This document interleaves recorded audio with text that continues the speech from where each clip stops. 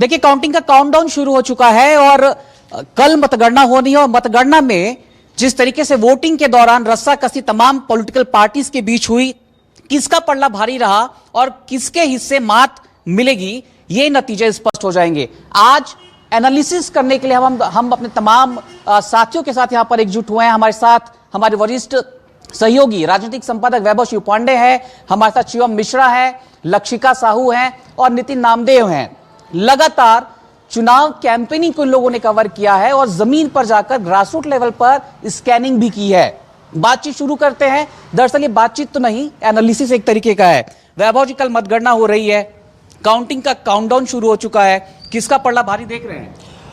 BJP का साफ तौर पे जो है पल्ला भारी दिख रहा है। उसके पीछे कारण ये है कि बीजेपी की जो तैयारी थी वो काफ़ी पुख्ता थी, ज़मीनी थी और सरकार में होने का एक फ़ायदा भी है, केंद्र में भी होना, राज्य में भी होना। और बीते 2-3 चुनावों में जिस तरह से बीजेपी को सफलता मिली, चाहे वो महाराष्ट्र का चुनाव हो, चाहे वो हरियाणा का चुनाव हो या दिल्ली हो, तो उससे एक जो माहौल है वो पहले से ही बीजेपी के पक्ष में बना हुआ है। उस स्थिति में मुझे लगता है कि बीजेपी का पलड़ा जो है छत्तीसगढ़ के इस निकाय चुनाव में भी भारी दिख रहा है। उसके सबसे महत्वपूर्ण कारण तो 1 साल का जो बीजेपी का सरकार है और उनका जो कामकाज रहा है, उसमें बहुत सारी घटनाएं जरूर हुई बड़ी बड़ी, उसके बावजूद भी मेरे को लगता है कि जनता शायद कांग्रेस के साथ नहीं जा रही है। 10 नगर निगम में कितने नगर निगम पर बीजेपी काबिज होगी, क्या लग रहा है? एनालिसिस क्या कहता है? देखिए, बीजेपी की जिस तरह की रणनीति है और जिस स्तर पर जाकर बीजेपी ने मेहनत की है और कांग्रेस की जैसी जिस स्थिति में कांग्रेस को मैं इस वक्त देख रहा हूँ, उसमें कांग्रेस में जो सामूहिक जो नेतृत्व नज़र नहीं आना और गुटों में बिखराव जो दिखना, उसका इस चुनाव में भी असर दिखा है। कांग्रेस के लोगों ने ही कांग्रेस को बड़ा नुकसान पहुंचाया और जो बागी कांग्रेस के चुनाव लड़े हैं उससे भी बड़ा नुकसान हुआ है। तो 10 नगर निगम में मुझे लगता है कि बीजेपी स्पष्ट रूप से 8 में तो चुनाव जीत रही है। 2 पे स्थिति थोड़ी सी जो है बीजेपी के लिए चिंताजनक हो सकती है। एक उसमें अंबिकापुर की सीट है, एक अजय तिर्की लगातार 2 बार से महापौर भी हैं। 2 बार से महापौर हैं, लेकिन मुझे लग रहा है इस बार जनता वहाँ भी बीजेपी के साथ जाना चाहेगी। फिर भी वहाँ पे एक मुकाबला दिखता है। एक मुकाबला जो है जगदलपुर में मेरे को दिख रहा है। अंतिम क्षणों में वहाँ पे कुछ परिस्थितियाँ कांग्रेस के पक्ष में बनी है, लेकिन फिर भी संजय पांडे एक बेदाग चेहरे के जो है व्यक्तित्व हैं और मुझे लगता है कि बीजेपी तमाम रणनीतियों के बीच में भी वहाँ पे फंसी हुई जरूर नजर आती है, मुझे लगता है, लेकिन फिर भी वहाँ पे जीत जाएगी। सवाल ये है, 2 सीटों पे मुझे लग रहा है मुकाबला दिख रहा है। अजय तिर्की का जिक्र यहाँ पर आपने किया वैभव। अजय तिर्की तो अनबाइज्ड फेस हैं, उनको लेकर इस बात की कहीं कोई गुंजाइश नहीं होती कि भ्रष्टाचार का एलिगेशन पर लगा हो। ईमानदार छवि है और लगातार 2 बार उन्होंने अपने आप को साबित भी किया है। कौन सा फैक्टर लगता है आपको कि अजय तिर्की इस बार चुनाव हार सकते हैं? देखिए, इसमें एक तो महत्वपूर्ण कारण है कि सरगुजा संभाग में पूरी तरह से बीजेपी का काबिज होना। विधानसभा चुनाव 2023 में 14 की 14 सीटें जो सरगुजा, लेकिन जब ये सवाल उठ रहा है तो सवाल क्या जायज होगा कि विधानसभा चुनाव और लोकल बॉडी इलेक्शन बहुत ज्यादा फर्क होता है जमीनी स्तर पर। छोटा चुनाव होता है लोकल बॉडी इलेक्शन, लेकिन ज्यादा इंपैक्टफुल भी होता है। लगता है कि ये एनालिसिस जो आप कर रहे हैं उसका जमीन पर वैसा ही रिजल्ट देखने को मिल सकता है। इसके पीछे कारण ये भी है क्योंकि बीजेपी ने बहुत मेहनत की ज़मीनी स्तर पर जाके और मुख्यमंत्री कतई नहीं चाहेंगे, उसी सरगुजा संभाग से आने वाले मुख्यमंत्री विष्णुदेव साय है और वो कतई नहीं चाहेंगे कि सरगुजा संभाग का जो मुख्यालय वाला सीट है निगम का, अंबिकापुर, वो हार जाए। तो एक तरीके से मुख्यमंत्री की हार होगी। तो मुख्यमंत्री की जीत को जो है परिवर्तित करने बीजेपी ने बहुत बड़ी मेहनत की है। और जो मंजूषा भगत है वो पूर्व में भी चुनाव लड़ी थी और महज 14,000 वोटों से चुनाव वो हारी थी। अजय तिर्की अभी हाल ही में विधानसभा का चुनाव हारे हैं रामानुजगंज में। तो मुझे लगता है इन सारे समीकरणों के आधार पे बीजेपी वहां पे जीतती हुई नजर आ रही है। दूसरी सीट का जिक्र आपने किया, जगदलपुर। जगदलपुर में बीजेपी प्रदेश अध्यक्ष की शाख भी दांव पर लगी हुई है। संजय पांडे को उनका कैंडिडेट बताया जाता है और सबसे महत्वपूर्ण बात देखिए वैभव कि पूरे इलेक्शन कैंपेनिंग में मुख्यमंत्री जहां जहां रोड शो पर जाते नजर आए, बीजेपी के प्रदेश अध्यक्ष वहां से नदारद दिखे। यानी ये मान लिया जाए कि बीजेपी के प्रदेश अध्यक्ष ने अपने कैंडिडेट को जिताने के लिए जगदलपुर में कैंप कर लिया था।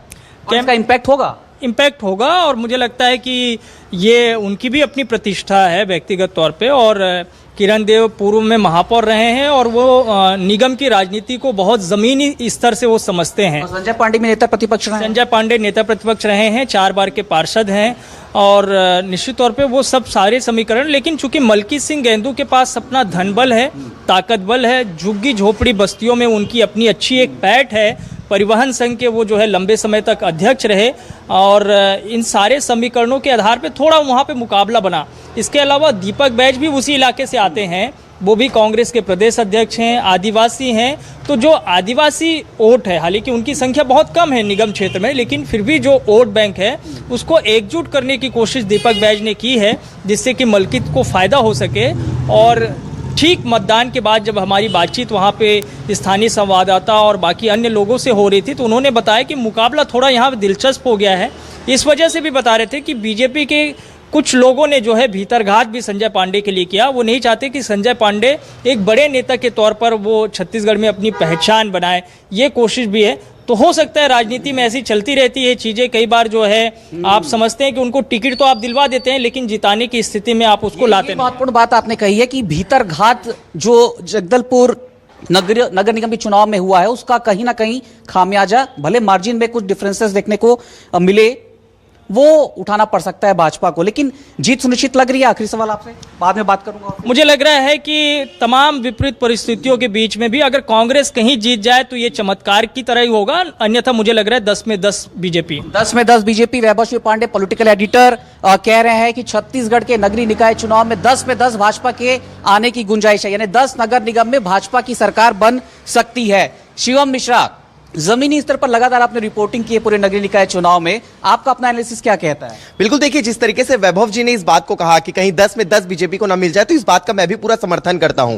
क्योंकि मतदान से पहले तक जो स्थिति दिख रही थी और मतदान के बाद जो रुझान देखने को मिले प्रत्याशियों के बीच में, वहां पर सभी 10 नगर निगमों में भारतीय जनता पार्टी स्पष्ट तौर पर बढ़त बनाती हुई नजर आई है। और कई नगर निगम ऐसे हैं जहां पर स्पष्ट ये समझ आ रहा है कि भारतीय जनता सत्या राजपूत भी आ गए हैं। सत्या राजपूत लगातार कहाले करते हैं, कहाल के जरिए नगरीय निकाय चुनाव की जमीनी रिपोर्ट भी सत्या दिखाते रहे। उनसे बातचीत करूंगा। शिव, अपनी बात पूरी। हाँ, तो यही चीजें मैं कह रहा था कि सभी जगह पर नजर आ रही है बीजेपी एक मजबूत स्थिति में है। चूंकि रायपुर की बात की जाए तो रायपुर भी एक हाई प्रोफाइल नगर निगम हो चुका था। भारतीय जनता पार्टी की साख भी दांव पर लगी हुई थी, क्योंकि पिछले 15 सालों से यहां पर कांग्रेस के ही महापौर बनते हुए नजर आए हैं। लेकिन इस बार हमने देखा कि मतदान के पहले जरूर कांटे की टक्कर कांग्रेस और बीजेपी के बीच में देखने को मिल रही थी, लेकिन मतदान के बाद जब जो आम जनता कह रही है, जो रुझान आ रहे हैं, उसमें मीनल चौबे स्पष्ट तौर पर अपनी जीत दर्ज कराते हुए नजर आ रही है। जी सत्या राजपूत, का हाल है जी? कल मतगणना हो रहा है,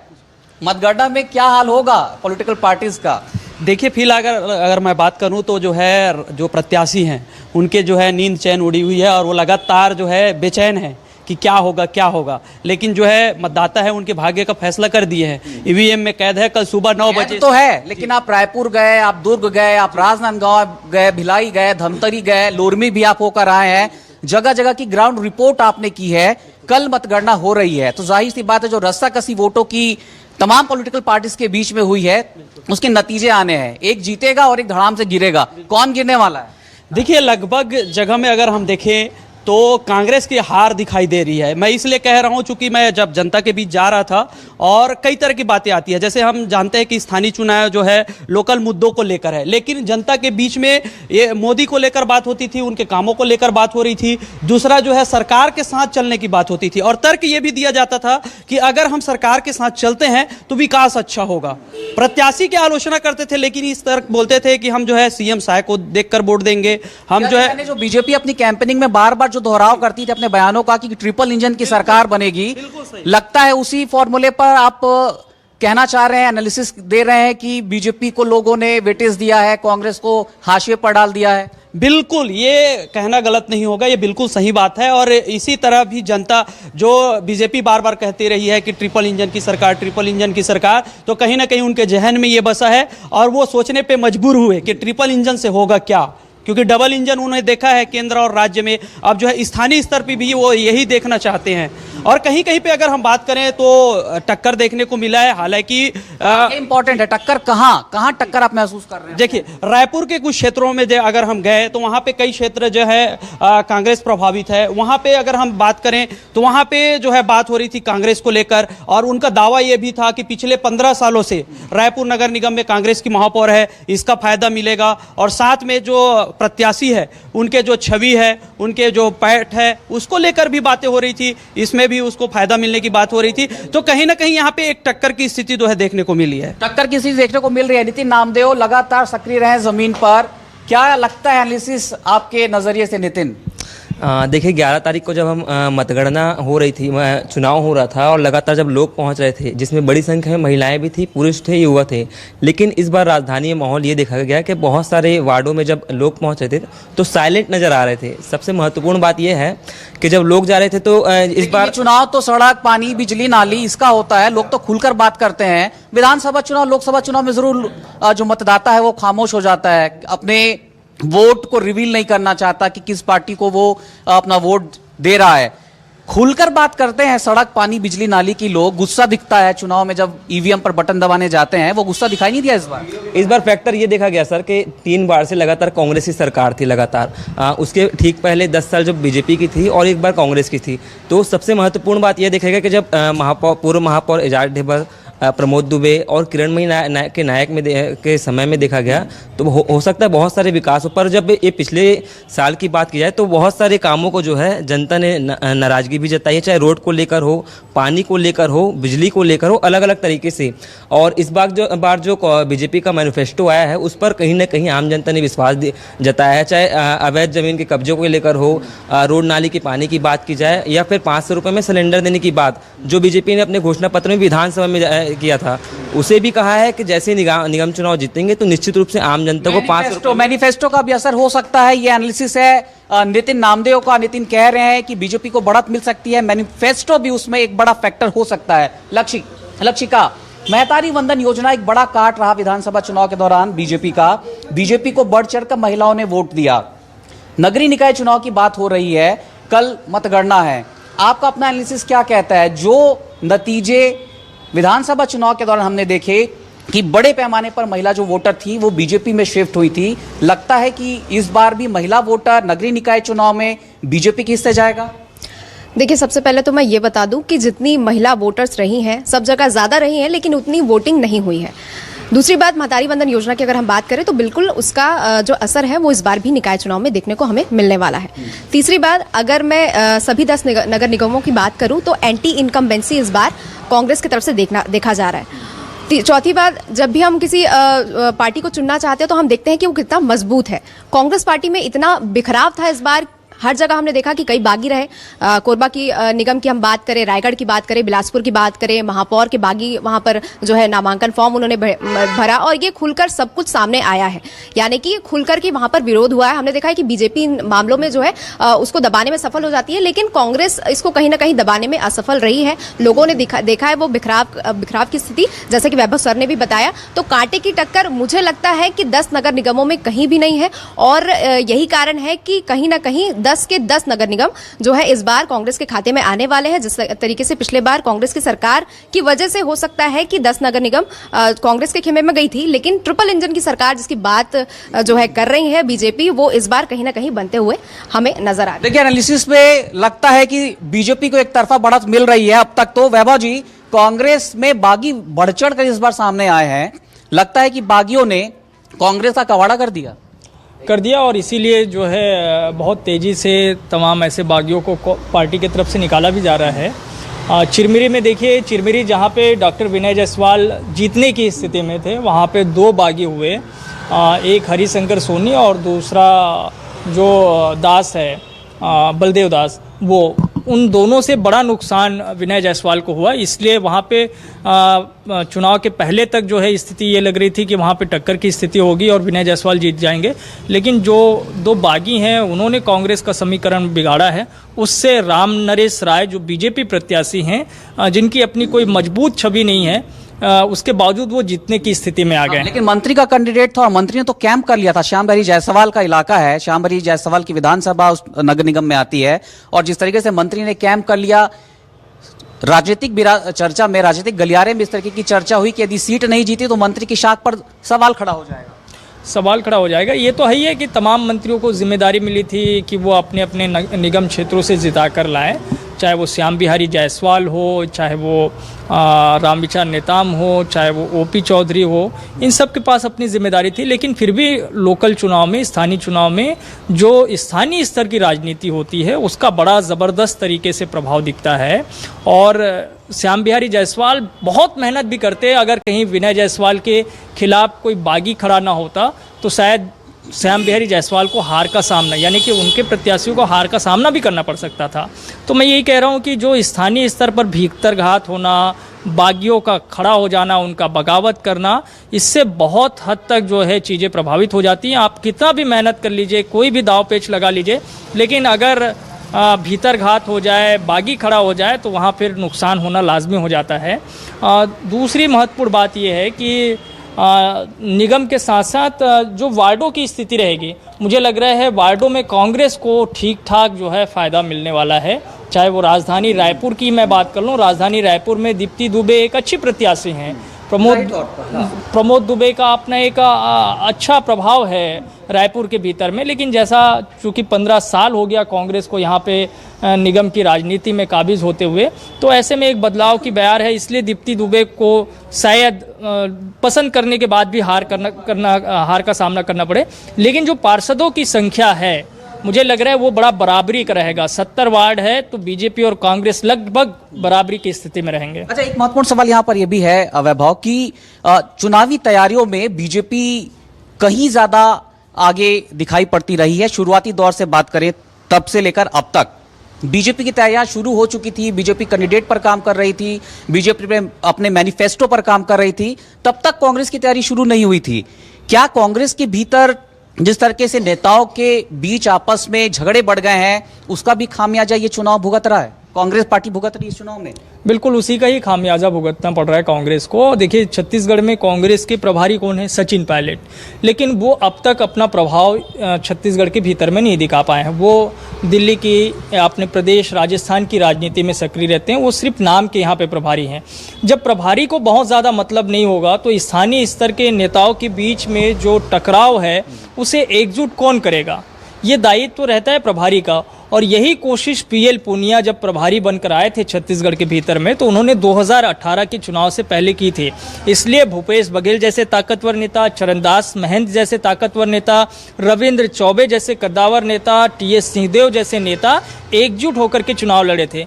लेकिन 2018 के बाद सत्ता में आने के बाद कांग्रेस में जो लड़ाइयाँ बढ़ी, पुनिया से लेकर तमाम नेताओं के बीच में जो आपसी मनमुटाव शुरू हुए, उसका नुकसान धीरे धीरे होते चले गया। और कांग्रेस तमाम योजनाओं के बावजूद भी, कल्याणकारी योजनाओं के बावजूद भी धराशायी हुई, क्योंकि उनके अपने नेताओं में बिखराव आना शुरू हो गया था। और 23 के विधानसभा चुनाव बहुत बुरी तरीके से हार गए। जब चुनाव हार गए तो उसके बाद भी सबक कांग्रेस ने नहीं लिया और लोकसभा चुनाव और बुरी तरीके से कांग्रेस पार्टी हारी, क्योंकि नेताओं में वैसा बिखराव हो चुका था। वो कहीं भी एकजुट होने के लिए तैयार नहीं थे।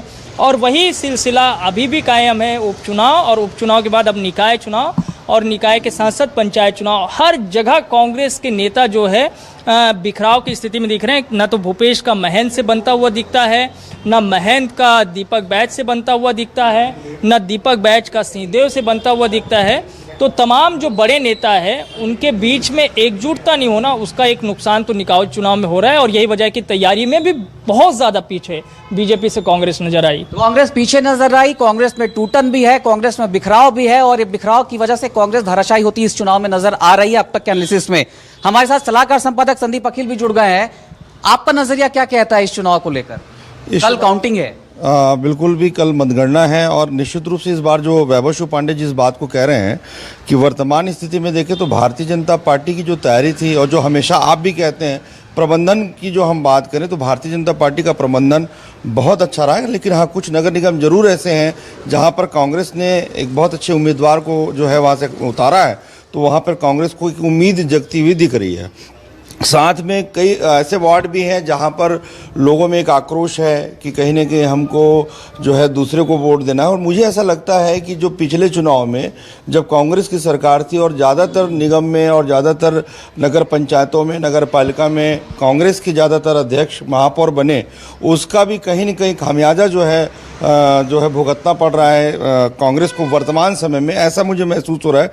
क्योंकि कहीं न कहीं ये बताने के लिए कि भाई निगम में हम नहीं थे इसलिए ये काम नहीं हो पाया, या जो सड़क है, नाली है, बिजली है, पानी है, तमाम ये जो चीज़ें हैं, भारतीय जनता पार्टी जो बखूबी जो है ये जितने भी परेशानियां हैं इसको कांग्रेस के मत्थे डालने में सफल रही है, ऐसा मुझे लग रहा है। राजनीतिक दंगल का बड़ा शो आप करते हैं गदर, आपने रायपुर में भी शो किया, बिलासपुर भी आप गए, तमाम पॉलिटिकल पार्टीज के नेता उस शो में आए थे, बड़े बड़े दावे भी नेताओं ने किए थे।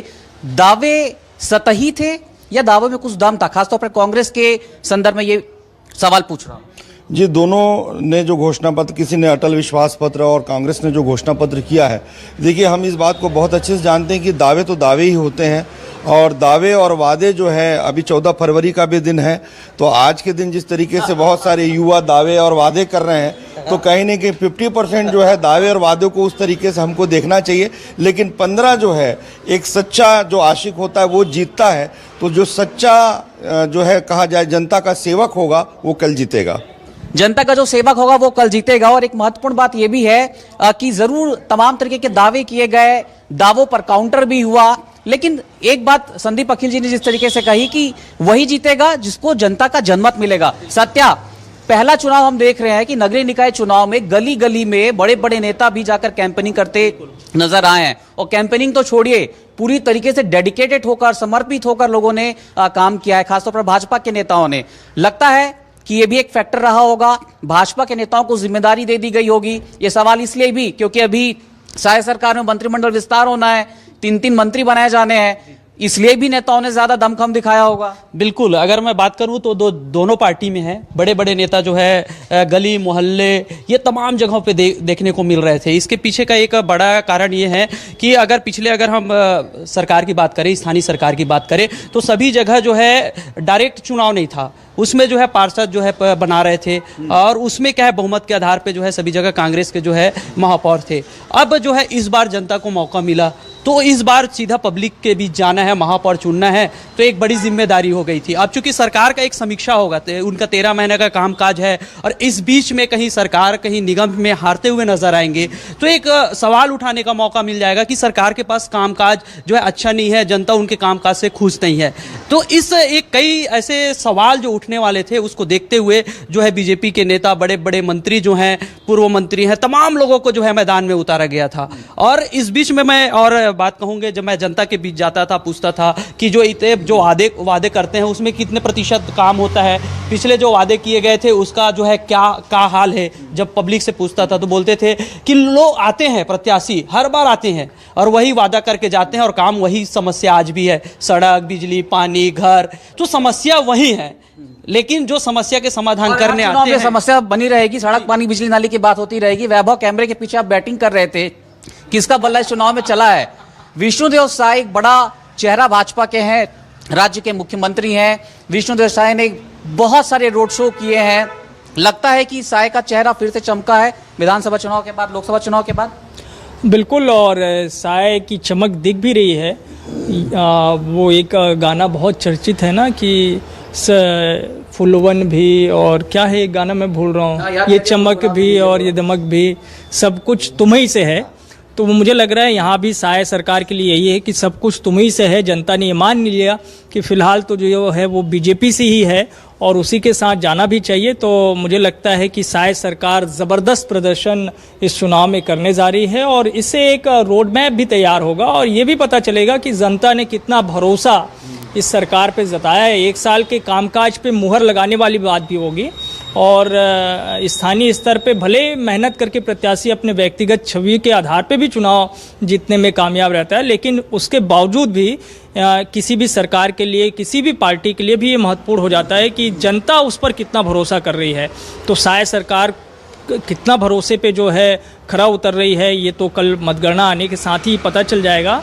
एक चीज़ें छूट गई थी, निगम की बात हो गई, लेकिन पालिका और पंचायतों में भी क्या स्थिति रहेगी ये भी महत्वपूर्ण है। तो मैं 2019 का आंकड़ा देख रहा था। 2019 में जो 39 नगर पालिकाओं में जो चुनाव हुए थे, उनमें करीब जो है 29 नगर पालिकाओं में कांग्रेस को जीत मिली थी और 10 पे बीजेपी कामयाब हो पाई थी। और इसी तरह से नगर पंचायतों में 103 में चुनाव हुए थे, उसमें 62 पे कांग्रेस जीती थी और शेष पे जो है बीजेपी जीत पाई थी।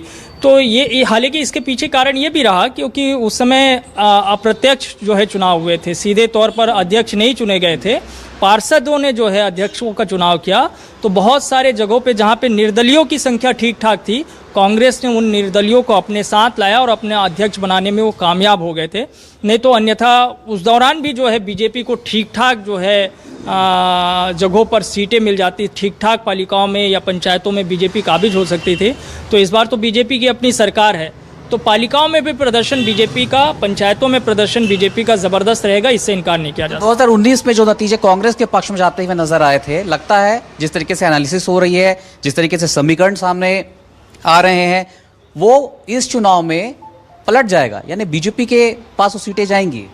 स्वाभाविक तौर पर अभी जैसे 40 नगर पालिकाओं में चुनाव हो रहा है, तो मुझे लग रहा है बीजेपी ज़्यादा से ज़्यादा पालिकाओं में चुनाव जीतने में कामयाब होगी। वो संख्या 25 से 30 के बीच भी हो सकती है, ठीक कांग्रेस के लिए उलट वाली स्थिति रहेगी।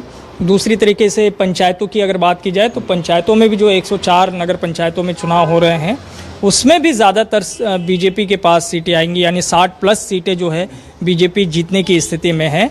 तो मुझे लग रहा है ये शायद सरकार की जीत इसे कहना उचित होगा, क्योंकि सरकार बीजेपी की है और बीजेपी की सरकार में मुख्यमंत्री विष्णुदेव साय है। तो चाहे वो निगम में जीते, पालिका में जीते, पंचायत में जीते, अगर जीत होती है अच्छे तरीके से तो निश्चित तौर पे ये सरकार की जीत मानी जाएगी, मुख्यमंत्री विष्णुदेव साय की अपनी जीत मानी जाएगी। शिवम मिश्रा, आपने मुख्यमंत्री के रोड शो को भी कवर किया, कांग्रेस के बड़े नेताओं के रोड शो को भी कवर किया।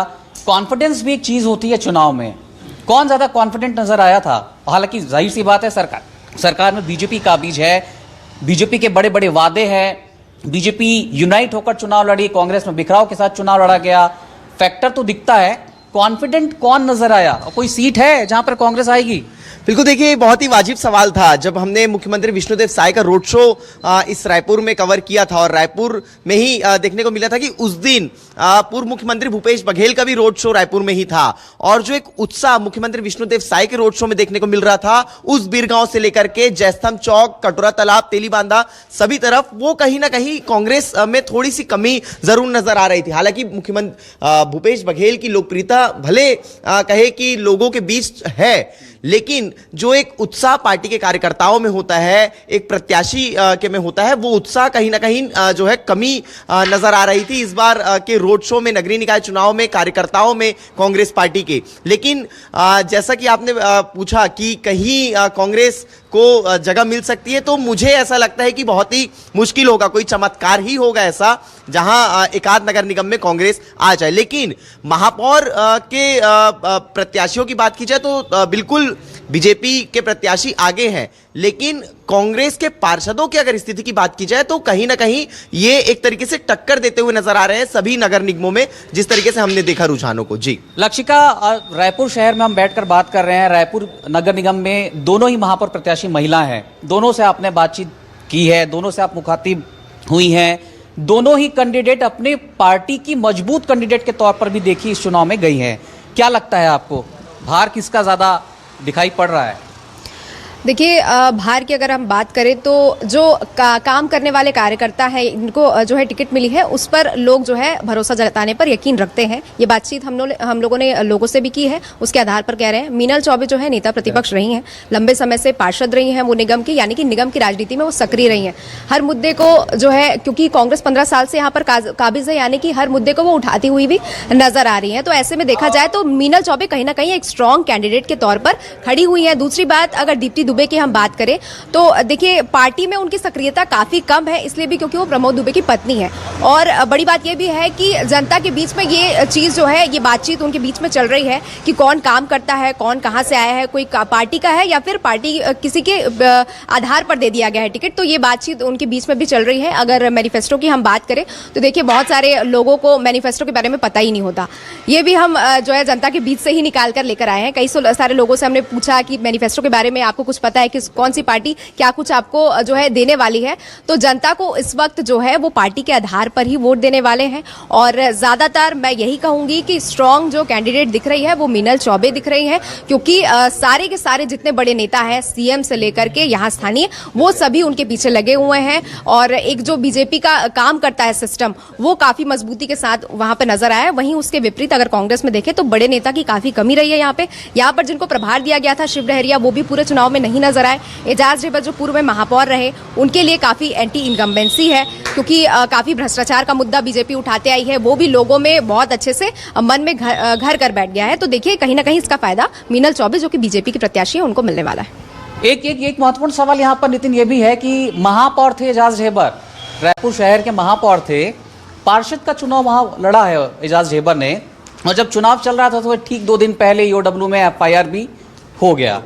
इम्पैक्ट रहा इस एफआईआर का जमीन पर? सर मैं बताऊंगा उसकी वजह, लेकिन 2 नारे जो काफ़ी महत्वपूर्ण है नगर निगम चुनाव में, वो कहना चाहूँगा कि 4 गांव में भालू है, हमारे नेता दयालु है, पहला नारा सर। दूसरा नारा ये है कि क्या अमीर क्या गरीब, हमारे नेता सबके करीब। ये स्थिति इस बार देखने को इसलिए मिली, चाहे कांग्रेस भवन हो या बीजेपी भवन हो, दोनों ही में जो बागी नेता है, जो निर्दलीय प्रत्याशी थे, जो समर्थक थे, वो अलग अलग तरीके से अपने नेता के पीछे जो भरोसा जताते नजर आए कि हमको टिकट मिल जाएगी। लेकिन इस बार स्थिति ये बनी सर कि 15 लोगों से ज़्यादा कांग्रेस ने टिकट काटी और ऐसे ही 10 से ज़्यादा बीजेपी ने टिकट काटी।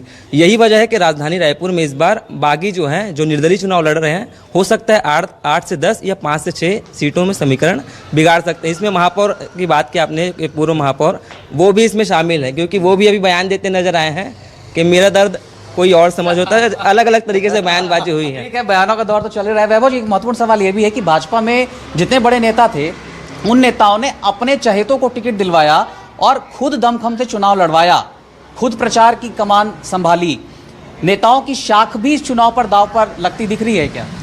ये हर चुनाव में ऐसा ही होता है। सारे नेताओं के पास अपने समर्थक होते हैं, कार्यकर्ता होते हैं, और कोशिश होती है कि वो अपने अपने कार्यकर्ता समर्थकों को जो है टिकट दिलवाए, और ताकि उन्हें चुनाव जिताने में आसानी हो। ऐसा दिखा भी है, बहुत सारे निगम के सीट में ऐसा लगा कि उनके अपने पसंद के जो है चेहरों को मैदान में उतारा गया है। लेकिन फिर भी मैं देखता हूँ कि सारे लोग जो है, जो चुनाव लड़े हैं या जिन लोगों ने मेहनत की है, उनकी अपनी मेहनत भी है। ऐसा नहीं कि सिर्फ वो अपने नेताओं के भरोसे रहे, कोई मंत्री है तो वही चुनाव जिता लेगा, ऐसा नहीं है। उनकी अपनी व्यक्तिगत भी छवि होती है। प्रतिष्ठा की बात तो रहती है, स्वाभाविक है। अगर उनके क्षेत्र से कोई चेहरा हारे, कैंडिडेट हारे, तो वो प्रतिष्ठा पे सवाल तो आएगा ही। प्रतिष्ठा पर सवाल तो आएगा ही। एनालिसिस है न्यूज़ 24 मध्य प्रदेश छत्तीसगढ़ की उस टीम का जो जमीन पर जाकर काम करती रही, एनालिसिस करती रही, समीकरणों को साधा और उस समीकरणों को साधने के बाद अपने व्यूज दर्शकों के सामने पहुंचाया है। कल काउंटडाउन शुरू होगा, वोटों की काउंटिंग होगी और जीत का सेहरा उन उम्मीदवारों के सिर बांधा जाएगा जिन्होंने अपने ओपोनेंट यानी विरोधी कैंडिडेट को शिकस्त दी है। हालांकि अब तक के एनालिसिस में यह तस्वीर साफ होती दिखाई पड़ रही है कि राज्य के लगभग सभी नगर निगम में बीजेपी की सत्ता काबिज हो सकती है। हालांकि हम इसे अंतिम तौर पर दिए जाने वाला फैसला करार नहीं दे रहे हैं। ईवीएम में जो दर्ज हुआ है उसकी गिनती होगी और उस आंकड़ों के आधार पर जीत का सेहरा जिताऊ उम्मीदवार के सिर पर बंधेगा। लेकिन यह तो तय है कि राज्य के नगरीय निकाय चुनाव में इस बार बीजेपी का पलड़ा ज्यादा भारी होता दिखाई पड़ रहा है। Over to studio.